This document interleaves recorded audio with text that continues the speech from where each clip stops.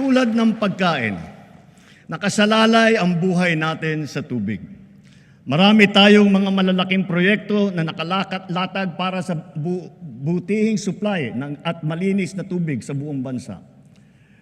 Meron din tayo mga makabagong sistema upang salayin ang tubig at gawin itong malinis para mainom, lalo na para doon sa mga taga-isla.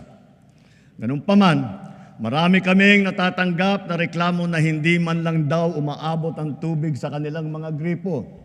Sa lawak ng reklamo, lampas 6 na milyong consumer sa buong bansa ang kasalukuyang naapektuhan. Nakita ko na ang report. Kaya't ginagawa ng LUA ngayon ang mga mabisang hakbang laban sa palpak na serbisyo ng mga water district at kanilang mga joint venture partners.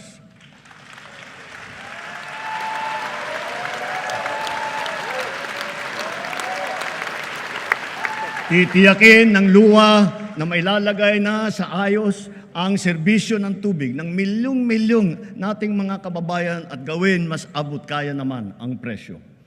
Higit sa lahat, titiyakin natin mapapanagot ang mga nagpabaya at nagkulang sa mahalagang serbisyong publiko na ito.